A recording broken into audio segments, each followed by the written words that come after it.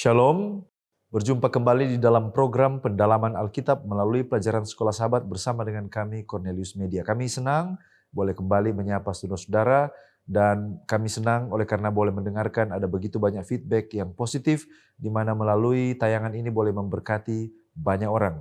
Kami tetap memberikan dorongan kepada saudara-saudara untuk mempelajari pelajaran Sekolah Sahabat kita agar dengan demikian kita akan semakin memperluas dan memperkaya wawasan kita sehubungan dengan pelajaran yang kita pelajari dari minggu ke minggu. Saya Pendeta Edward Taliwongso, masih ditemani oleh hamba-hamba Tuhan, Pendeta Felix Gosal, dan juga Pendeta Widodo Wahyu Purwanto. Kita sudah tiba pada pelajaran yang ke-10 dengan judul Kelemah Lembutan dalam Cawan Lebur. Sebelum kita masuk, mari kita berdoa meminta pertolongan kuasa Roh Kudus. Ya Bapa kami, Allah yang maha baik, Tuhan yang bertakhta di dalam kemuliaan sorga, segala puji dan syukur kami naikkan kepadamu Tuhan, oleh karena kasih setiamu di dalam kehidupan kami. Saat ini ketika kami akan mendalami, mendiskusikan, dan merenungkan firman Tuhan melalui pelajaran Sekolah Sahabat, kami sangat membutuhkan kuasa dari sorga yang akan memampukan kami untuk dapat mempelajari pelajaran ini. Di dalam nama Yesus Kristus kami sudah berdoa. Amin. Baik, sebelum kita akan masuk untuk mengangkat tema-tema atau topik-topik tertentu di dalam pelajaran Sekolah Sahabat, kita akan melihat dasar Alkitab dari pelajaran Sekolah Sahabat yang diangkat oleh penulis pada minggu ini. Ada beberapa pasal yang diangkat. Yang pertama yang terdapat di dalam Yeskiel pasal 24 ayat 15 sampai 27. Di sini Allah menyatakan dirinya lewat penderitaan dan penderitaan itu adalah kematian istri dari Yeskiel. Di Keluaran 32 ayat 1 sampai 14 di sana Musa menjadi pengantara agar Allah tidak membinasakan bangsa Israel. Seorang yang menunjukkan kelemah lembutan sekalipun bangsa ini adalah bangsa yang tegar tengkuk yang selalu membuat Musa menjadi gusar akan tindakan mereka melawan Tuhan. Selanjutnya ke perjanjian baru ada di Matius 5 ayat 43 sampai 48. Allah berbuat baik bagi orang benar dan orang jahat. Dan kita harus mencontoh sifat lemah lembut dan kebaikan dari Allah. 1 Petrus 2 ayat 18 sampai 25, di sana Rasul Petrus memberikan nasihat bagaimana seorang hamba Kristen diminta untuk menanggung penderitaan dan menganggapnya sebagai kasih karunia Allah, dan mereka harus tunduk kepada tuannya. Sementara Raja Daud di Mazmur 62 ayat 1 sampai 8 mengatakan bahwa kelemah lembutan adalah seperti batu karang yang kuat. Kelemah lembutan bukan kelemahan, tetapi justru adalah kekuatan dari orang yang percaya. Nah, apa pengertian kelemah lembutan? Secara definisi, Kamus Besar Bahasa Indonesia mengatakan lemah lembut artinya baik hati, tidak pemarah atau peramah. Sementara di dalam konteks pelajaran Sekolah Sahabat kita secara umum, artinya dari lemah lembut adalah menahan luka dengan kesabaran dan tanpa dendam. Kelemah lembutan dalam konteks cerita di Sekolah Sahabat bisa ditemukan dalam kisah-kisah berikut ini. Di dalam kisah Yeskiel artinya kelemah lembutan rela berkorban meskipun istrinya mati sebagai media nubuatan atau pertunjukan alat ilustrasi Tuhan untuk menyatakan kemuliaannya. Dalam kisah Musa, Musa menunjukkan kelemah lembutan ketika dia membela orang Israel walaupun orang Israel telah melakukan banyak kesalahan dan juga bahkan membawa sakit hati bagi Musa dan Tuhan. Bagi pelayanan hamba seperti bagaimana yang dituliskan oleh Rasul Petrus, arti lemah lembut artinya memiliki kasih dan berbuat baik kepada orang yang telah menyakiti kita, kepada musuh kita, atau orang yang telah memperlakukan kita secara tidak adil. Di dalam konteks Raja Daud, pelayanan Daud artinya rendah hati itu tulus menerima penderitaan sebagai kekuatan, di mana ini adalah proses yang Tuhan sementara lakukan untuk membentuk menjadi pribadi yang lebih kuat. Dan di dalam pengalaman Yesus Kristus sendiri, lemah lembut artinya tidak membalas kejahatan dengan kejahatan, menurut, tunduk, dan menjadi teladan di dalam segala hal. Demikianlah pendahuluan yang akan mempersiapkan saudara dan saya untuk mempelajari pelajaran sekolah sahabat kita pada minggu ini. Baik, terima kasih pendeta. Dan ayat tema kita pada pekan ini diambil dari kitab Matius pasal 5 ayatnya yang kelima. Di sana Alkitab mengatakan, berbahagialah orang yang lemah lembut karena mereka akan memiliki bumi. Baik, sebelum kita akan lanjut lebih dalam pelajaran kita pekan ini, mari terlebih dahulu kita pahami ayat inti dari pelajaran sekolah sahabat kita. Baik, pertama-tama kita akan melihat apa konteks dari ayat ini, ya, Matius pasal 5 ayat 5, saat mana ini diberikan, oleh siapa dan kepada siapa. Baik, pertama-tama kata-kata ini adalah bagian dari pembukaan khotbah di atas bukit yang disampaikan oleh Yesus. Kepada siapa ini diberikan? Kerinduan segala zaman halaman 317 mengatakan khotbah ini diberikan kepada murid-murid. Kenapa kepada murid-murid? Karena khotbah ini sebenarnya disiapkan Yesus untuk murid-muridnya karena peristiwa khotbah di atas bukit ini terjadi setelah pengurapan ke-12 murid Yesus. Nah, lokasi saat itu adalah, kalau kita baca cerita ini, awalnya mereka berada di tepi Danau Galilea, Yesus bersama dengan murid-murid. Tetapi kemudian tiba-tiba datang banyak orang. Kenapa mereka datang? Karena mereka telah mendengarkan tentang Yesus. Apa yang telah Yesus lakukan di Kapernaum, di Samaria. Mereka dengarkan itu dan mereka datang untuk mendengarkan Yesus dan melihat Yesus. Nah, siapa orang banyak ini? Alkitab mencatat bahwa mereka adalah orang-orang dari Galilea, dari Dekapolis, dari Yudea, sebagian dari Yerusalem, sebagian dari wilayah Yordan, ada dari Perea, Idumea, Sur, Sidon, Fenisia yang berada di pantai Laut Tengah. Nah, kemudian pada saat mereka datang untuk melihat Yesus, orang yang sangat banyak ini, akhirnya Yesus dan murid-murid kemudian pindah di daerah yang berbukit. Ya, oleh karena itu khotbah ini dikatakan khotbah di atas bukit. Nah, kerinduan segala zaman halaman 317 mengatakan bahwa khotbah di atas bukit, sekalipun dikatakan khusus kepada murid-murid itu, telah diucapkan pada pendengaran orang banyak. Jadi artinya sebenarnya ayat ini diberikan kepada murid-murid sebagai motivasi kepada mereka, pembekalan terhadap mereka yang baru saja diurapi menjadi murid Yesus. Tetapi kemudian banyak orang yang datang dan mendengar khotbah yang Yesus ucapkan ini. Baik, di dalam kata ini kita akan melihat ada ekspresi berbahagialah orang yang lemah lembut. Bagaimana kita dapat mengerti kata-kata ini dalam konteks cawan lebur, ya? Nah, saudara-saudara, kata lemah lembut di sini datang dari kata praus dalam bahasa Yunani, di mana kata ini memiliki kesamaan dengan kata anan dalam bahasa Ibrani yang dipakai untuk Musa di dalam Perjanjian Lama. Nah, apa itu lemah lembut menurut pengertian kata ini yang dapat kita hubungkan dengan cawan lebur? Ada 3 hal. Yang pertama, kelemah lembutan berarti bahwa kita menerima kehendak Tuhan dan apa yang Tuhan lakukan kepada kita sebagai hal yang baik, di mana kita tunduk kepada Tuhan dalam segala hal tanpa ragu-ragu. Itu menurut Bible Commentary Advent. Kemudian pengertian kelemah lembutan yang kedua, dikatakan bahwa kelemah lembutan itu adalah hubungan dengan Yesus. Jadi itu adalah masalah relationship. Walaupun kita memiliki masalah ataupun kita tidak memiliki apa-apa, tetapi hubungan dengan Yesus itu adalah yang paling utama. Itulah kelemah lembutan, hubungan kita dengan Tuhan kita. Dan yang ketiga adalah kelemah lembutan itu adalah sikap tunduk, humble saat tertekan. Ditekan oleh ketidakadilan tetapi menyadari pahala yang akan kita dapatkan nanti pada saat kita setia kepada Tuhan. Nah, saudara-saudara, di dalam ayat inti ini juga dikatakan mereka akan memiliki bumi. Sebenarnya apa arti dari kata-kata ini? Nah, memiliki bumi di sini adalah reward. Ini adalah upah, ya, di mana kita dapat melihat bahwa ucapan berbahagia ini adalah sesuatu yang dikatakan oleh Yesus, ada karakter di sana dan ada upah. Dan itu kita bisa lihat dari ucapan berbahagia yang pertama dan yang kedua. Nah, ini adalah suatu yang sebenarnya belum dimiliki karena ini bersifat reward.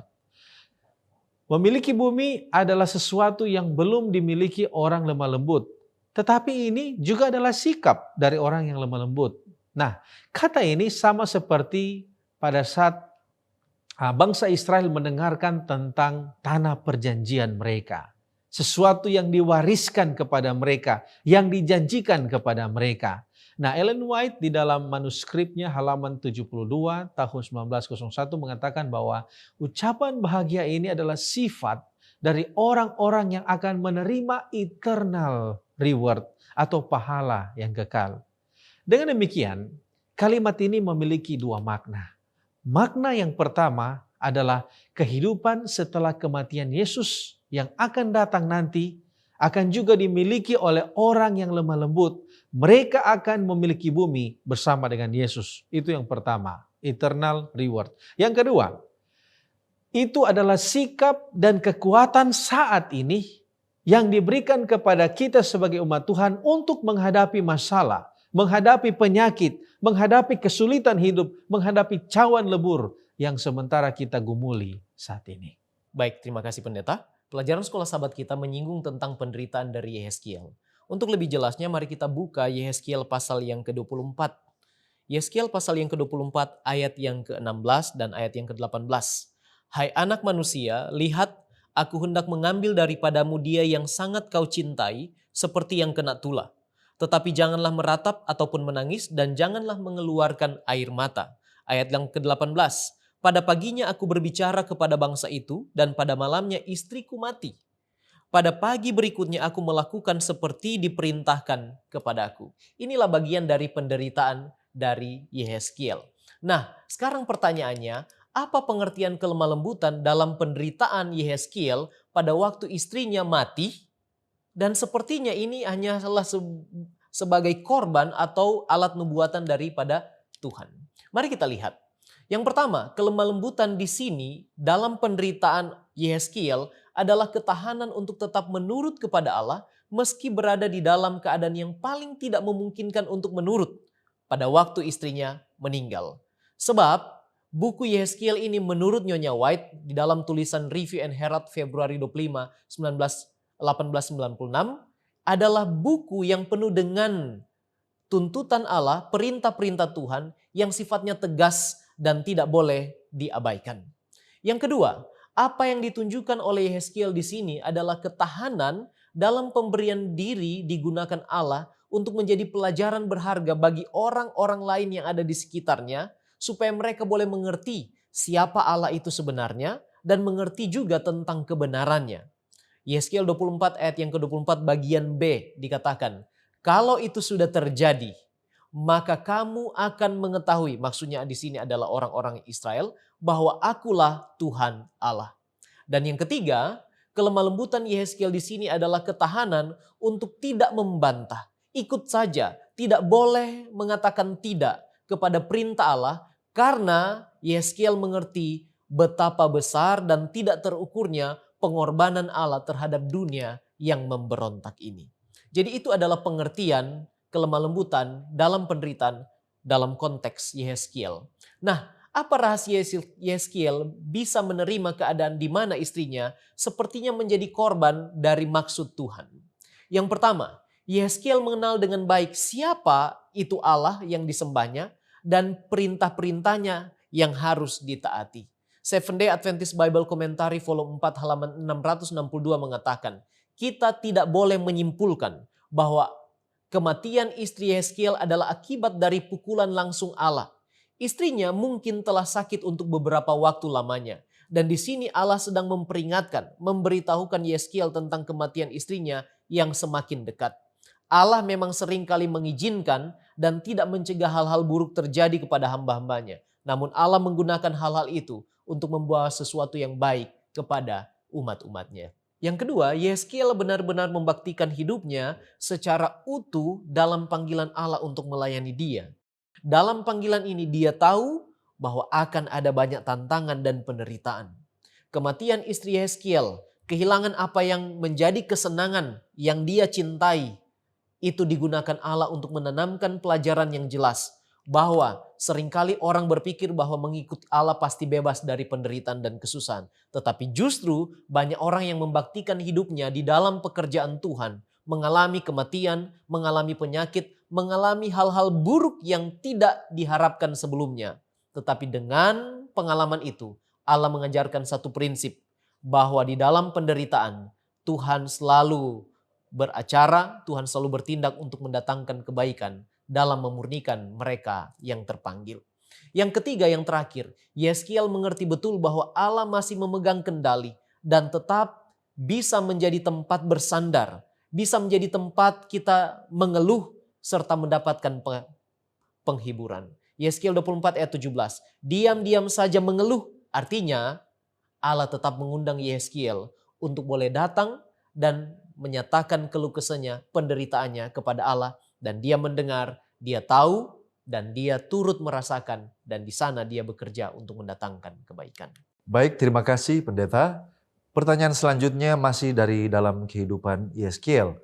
Mengapa Allah menggunakan Yeskiel dan kehidupan kita menderita dan menjadi korban atas perbuatan orang lain atau juga untuk pelayanan kepada orang lain? Kira-kira apa yang bisa kita ambil dari peristiwa ini?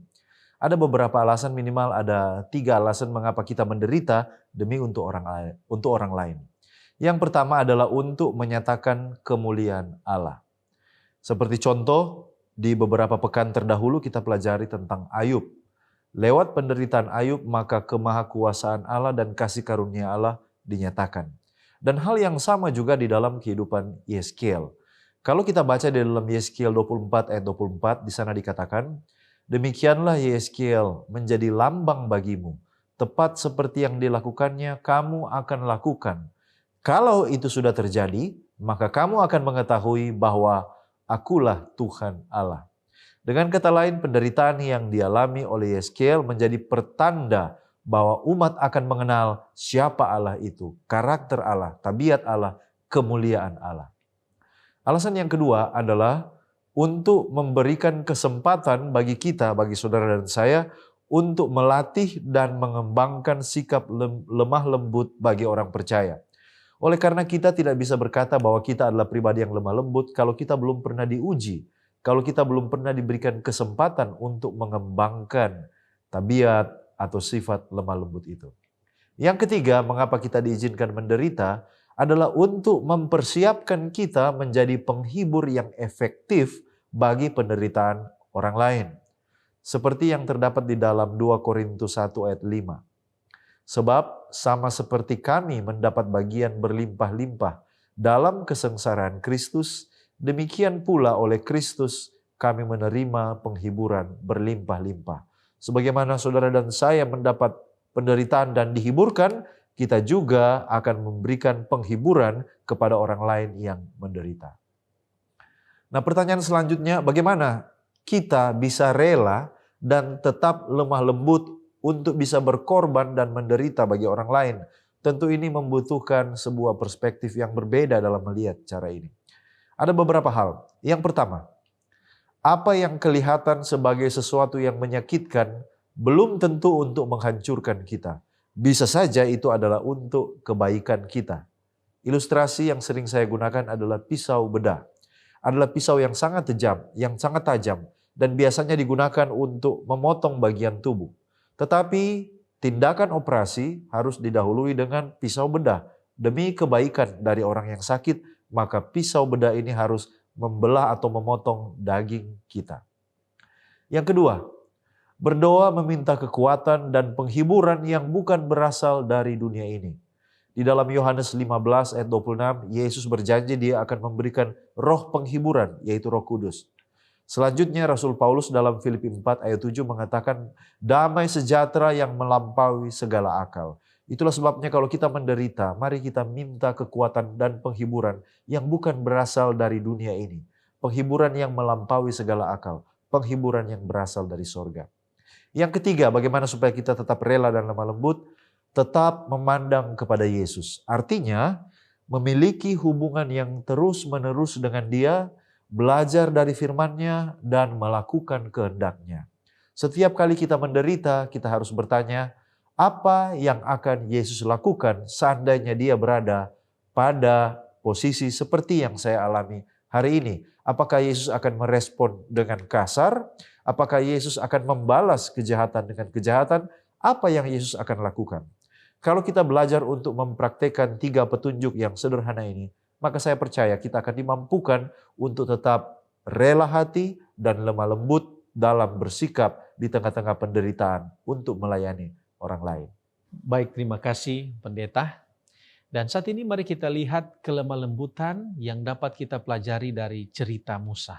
Ya, bagaimana kita dapat memahami kelemah lembutan Musa pada saat bangsa Israel memberontak dan bagaimana dia menghadapi amarah dari Tuhan. Nah, lemah lembut sebenarnya bukan sifat yang lemah. Kalau kita baca cerita Musa, pada saat dia turun dari Gunung Sinai, ya, dia marah kepada bangsa itu. Bukan saja marah, tetapi 2 loh batu yang baru saja dia terima, 2 loh batu yang ditulis oleh tangan Allah sendiri dia banting. Nah, di sisi lain kita dapat melihat Maria, ya, atau Miriam, saudara Musa, mungkin adalah orang yang lemah. Tetapi apakah kepribadiannya lemah lembut? Oleh karena itu, apa kelemah lembutan yang sementara diajarkan Musa di dalam pelajaran kita? Ada 3 hal. Mari kita lihat satu persatu. Yang pertama, kelemah lembutan di sini yang sementara diungkapkan, diperlihatkan oleh Musa adalah sikap yang kuat dan belas kasihan yang bersatu di dalam kepribadian yang kuat. Apa artinya itu? Kalau kita melihat saat dia mendengarkan dari Tuhan bahwa bangsa ini telah memberontak, telah membangun sebuah patung emas, ya, kita tidak melihat kepanikan di sana. Tidak ada kemarahan yang instan di sana, ya, tetapi dia sabar, mengendalikan kesabarannya, kemudian dia mulai bernegosiasi, memohon kepada Tuhan untuk pengampunan. Itu yang pertama. Yang kedua, kita melihat bahwa Musa meminta kepada Tuhan untuk menghapus namanya jika Tuhan tidak mengampuni dosa bangsa Israel. Apa artinya ini? Artinya adalah Musa sementara meminta bahwa dosa bangsa itu lebih baik ditimpakan kepadanya. Dan kalau kita lihat sifat ini sama seperti apa yang juga ditunjukkan Yesus, kalau kita baca di dalam Matius pasal 11 ayat 29, di mana ayat ini memberitahukan bahwa Yesus itu adalah orang yang lemah lembut dan dia mau memikul kuk orang yang berbeban berat. Dengan demikian, kelemah lembutan di sini adalah sifat mau mengambil bagian dalam ujian dan cawan lebur terhadap sesama. Merasa simpati, punya rasa belas kasihan terhadap krisis yang dialami orang-orang lain. Dia mau menolong, memikul beban orang lain. Tetapi yang terutama adalah dia adalah pribadi yang selalu berdoa meminta pengampunan kepada orang lain. Kemudian yang ketiga, sifat kelemah lembutan yang ditunjukkan oleh Musa ini adalah kelemah lembutan yang tidak normal di mata dunia. Kenapa? Karena orang lain pada saat mereka menghadapi ujian, tekanan, mereka akan hancur, tersinggung, terpuruk. Tetapi dalam cawan lebur, orang yang lemah lembut justru semakin kuat. Kualitas pribadinya semakin nampak. Dia memberikan teguran keras kepada bangsa itu kalau kita baca cerita ini.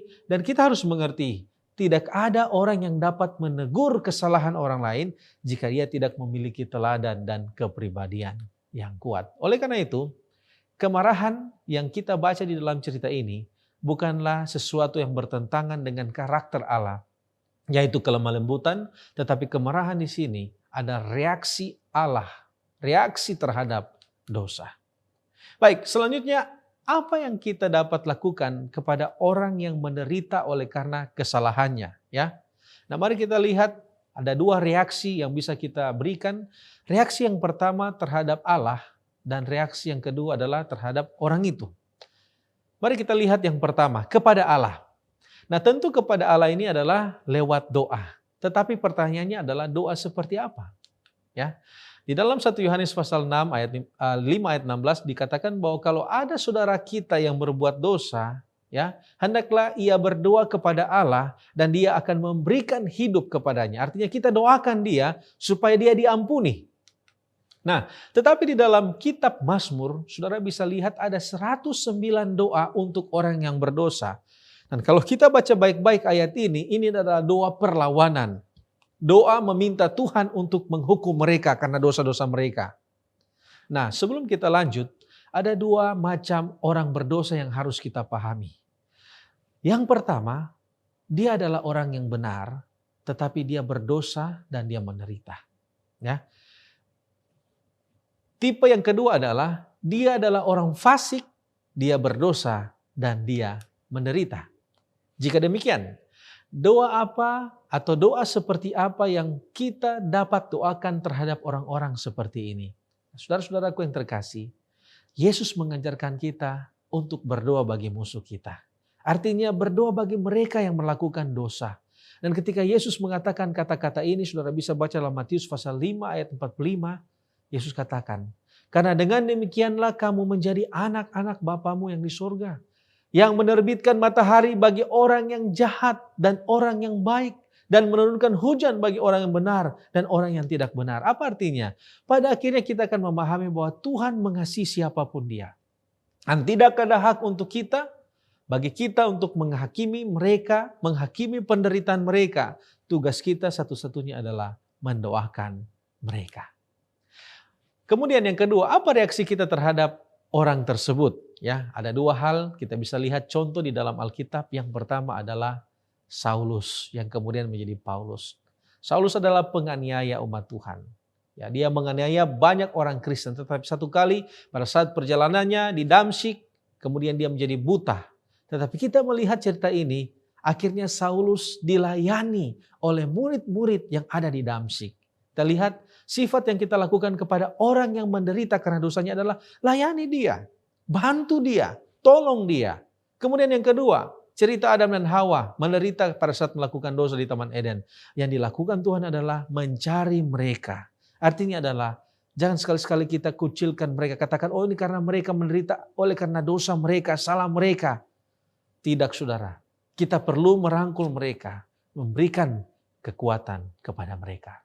Terima kasih pendeta. Dan berbicara tentang kelemah lembutan pada saat penderitaan atau cawan lebur, Yesuslah orangnya yang patut kita pelajari bagaimana dia bisa bertahan, bagaimana dia bisa sabar di dalam penderitaan, bahkan menyatakan kelemah lembutan.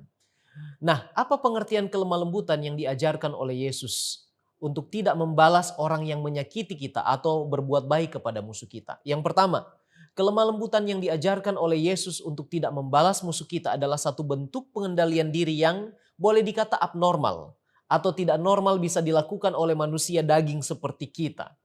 Untuk itu perlu kuasa ilahi atau pertolongan Roh Suci agar kita mampu mempraktekannya. Sebab pada dasarnya setiap manusia memiliki kecenderungan yang kuat untuk membalas yang jahat dengan yang jahat. Kita patut bertanya kepada diri kita sendiri. Tapi itu adalah penurutan atau pengendalian diri yang abnormal yang hanya bisa dilakukan oleh kuasa ilahi. Yang berikutnya, kelemah lembutan yang seperti ini adalah yang paling sempurna karena jelas diteladankan sendiri oleh Yesus. 1 Petrus pasal yang kedua ayat yang ke-23. Firman Tuhan katakan, ketika ia dicaci maki, ia tidak membalas dengan mencaci maki. Ketika ia menderita, ia tidak mengancam, tetapi ia menyerahkannya kepada Dia yang menghakimi dengan adil.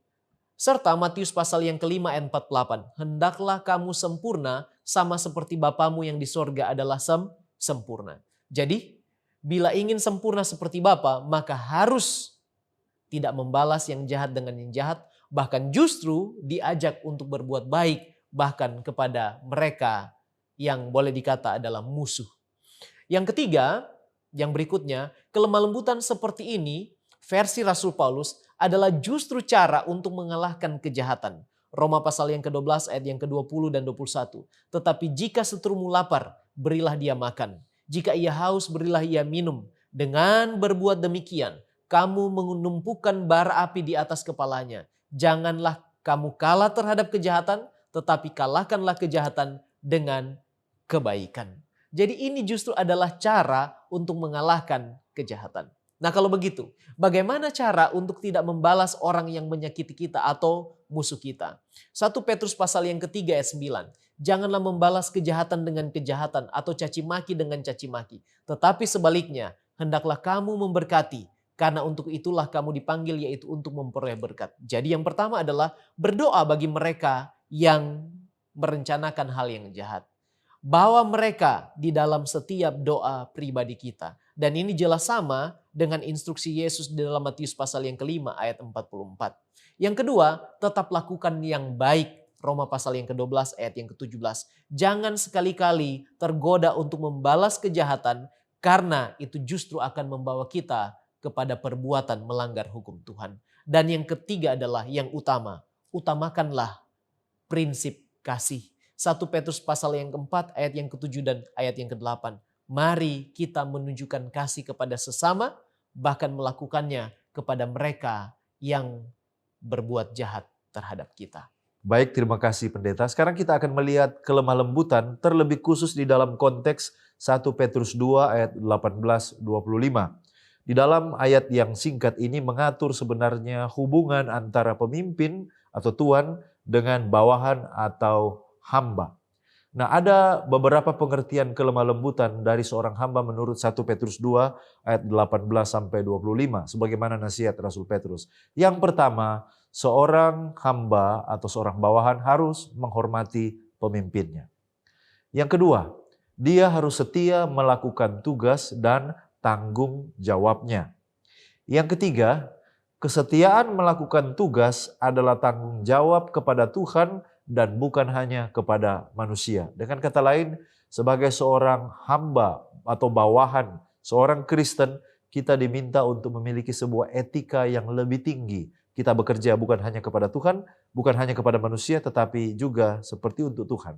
Dan yang keempat, sabar menderita bahkan ketika kita diperlakukan dengan tidak adil. Nah, bagaimana kita dapat menjadi hamba yang setia dan tekun? Sebagaimana ada satu contoh yang diangkat yaitu Daniel dalam Daniel 6 ayat 4-6. Daniel adalah seorang yang setia, seorang yang tidak lalai. Nah, ada beberapa pelajaran yang bisa kita ambil dari kehidupan Daniel sebagai seorang yang menjadi bawahan yang dipimpin. Nomor satu, dia menjaga integritas sekalipun di tengah pencobaan. Walaupun berada di lingkungan orang-orang yang tidak percaya kepada Tuhan, tetapi Daniel tetap setia menjaga integritasnya. Yang kedua, yang kita bisa pelajari, Allah merendahkan pemimpin yang meninggikan diri dan meninggikan mereka yang rendah hati. Ini sangat jelas dalam kehidupan cerita di dalam kitab Daniel. Yang ketiga, pemimpin yang bergantung sepenuhnya kepada Allah. Daniel tidak bergantung kepada hikmat atau pengalamannya dalam setiap musim kehidupannya, ketika dia dalam keadaan senang atau susah, dalam keadaan terdesak atau bebas, dia bergantung kepada Tuhan. Yang keempat adalah seorang pemimpin Kristen yang memprioritaskan doa. Inilah seorang pemimpin, ya, seorang hamba. Bagaimana dia bersikap kepada atasannya dan dia bersikap kepada bawahannya. Seorang pemimpin Kristen yang memprioritaskan doa. Namun sayang sekali banyak pekerja Kristen justru tidak mengamalkan nasihat firman Allah dalam hal bekerja. Padahal ada dua nasihat kalau kita temukan di dalam Pengkhotbah 9 ayat 10. Segala sesuatu yang dijumpai tanganmu untuk dikerjakan, kerjakanlah itu dengan sekuat tenaga. Karena tak ada pekerjaan, pertimbangan, pengetahuan dan hikmat dalam dunia orang mati kemana engkau akan pergi. Kita diminta untuk memiliki etos kerja, mengerjakan yang terbaik, kerjakan dengan sekuat tenaga apa saja yang ditemukan oleh tangan kita untuk dikerjakan dalam setiap tanggung jawab yang dipercayakan kepada kita. Kalau kita ke perjanjian baru, Kolose 3 ayat 23 mengatakan, apapun juga yang kamu perbuat, perbuatlah dengan segenap hatimu seperti untuk Tuhan dan bukan untuk manusia. Sekali lagi, kepada pekerja Kristen, kita diminta untuk bekerja melayani bukan hanya sebagai kepada manusia, tetapi juga kepada Allah. Nah, bagaimana kita sebagai bawahan menghadapi pimpinan yang tidak memperhatikan hamba-hambanya atau bertindak semena-mena kepada hamba-hambanya? Ada minimal 4 nasihat. Yang pertama, Alkitab meminta kita untuk berdoa bagi pemimpin kita. 1 Timotius 2 ayat 2-4. Walaupun mereka diberikan tanggung jawab yang besar, tapi mereka juga manusia, punya kelemahan, punya kecenderungan untuk lemah sama seperti saudara dan saya. Yang kedua, Kita diajak untuk memberikan masukan atau nasihat dengan ketulusan dan sopan santun. 1 Tesalonika 5 ayat 11. Kita bisa dengan hikmat tentu saja memberikan masukan atau nasihat kepada pemimpin yang memimpin kehidupan kita atau pekerjaan di lingkungan di mana kita bekerja. Yang ketiga, kita sebagai seorang bawahan hendaknya menjadi bagian dari solusi terhadap masalah dan bukan menjadi bagian dari masalah itu tersebut. Kita harus menjadi bagian dari solusi. Ada masalah, ada problem yang harus diselesaikan. Kita menjadi bagian dari jalan keluarnya. Dan yang keempat, tetap melakukan bagian atau tugas pelayanan sesuai yang dipercayakan kepada kita. 1 Petrus 2 ayatnya yang ke-18. Dan kalau kita setia melakukan hal ini, maka kita akan menjadi berkat di mana saja kita berada, sama seperti Yusuf menjadi berkat di mana dia berada, Daniel menjadi berkat di mana dia berada. Tuhan Yesus memberkati kita menjadi pekerja-pekerja dan menjadi berkat bagi pemimpin kita di mana kita dipercayakan. Baik, terima kasih Pendeta. Dan saat ini kita akan melihat kelemah lembutan yang dapat kita pelajari dalam kehidupan Raja Daud. Khususnya pada salah satu Mazmur yang dituliskan oleh Raja Daud, yaitu Mazmur pasal 62. Nah, saudara-saudara, Mazmur pasal 62 ini punya hubungan yang erat dengan peristiwa pemberontakan Absalom, anak Daud. Nah, pada cerita ini kita tahu bahwa ada ancaman, ada pembunuhan, ada konspirasi di antara keluarga dan bawahannya untuk kudeta kerajaan. Dan Alkitab memperlihatkan bahwa Daud saat itu harus melarikan diri. Dia harus tinggalkan istana, pergi melarikan diri di dalam tempat persembunyian. Nah, Mazmur ini, Mazmur pasal 62 ini termasuk dalam kategori Mazmur of Confidence atau Psalm of Confidence. Yakin. Apa yang diyakini? Jadi seharusnya Daud dalam posisi ini dia seharusnya menjadi takut, ya, merasa khawatir, tetapi sebaliknya justru dia merasa yakin, kuat, karena dia yakin bahwa Tuhan adalah gunung batunya, pelindung dan pemelihara kehidupannya. Nah, ini menandakan jika kelemah lembutan itu yang kita alami dalam penderitaan kita di sini, itu tergantung pada hubungan kita dengan Tuhan, pada keyakinan kita kepada Tuhan, karena sumber kekuatan itu berasal daripada Tuhan. Lemah lembut di sini adalah iman pada janji Allah, sehingga kita tidak akan tergoyahkan di dalam cawan lebur. Nah, jika demikian, apa rahasia Raja Daud agar tetap bergantung kepada Allah di tengah-tengah penderitaan dan ancaman? Menurut Van Gemeren, ada dua rahasia Raja Daud pada saat dia bergantung kepada Tuhan di tengah-tengah penderitaan. Yang pertama adalah menunggu, wait. Dan yang kedua, sabar, patient. Karena ada saat-saat di dalam cawan lebur kita. Satu-satunya yang dapat kita lakukan adalah menunggu dan sabar. Kenapa kita harus menunggu dan sabar? Karena kita tidak bisa melakukan apa-apa. Semuanya di luar kendali kita.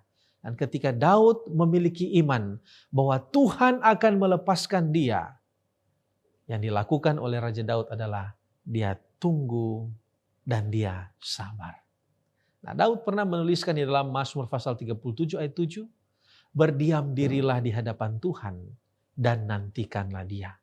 Pada saat kita menghadapi cawan lebur dan kita bingung, terlalu banyak tekanan, semua di luar jangkauan kita, kita tidak dapat lakukan apa-apa.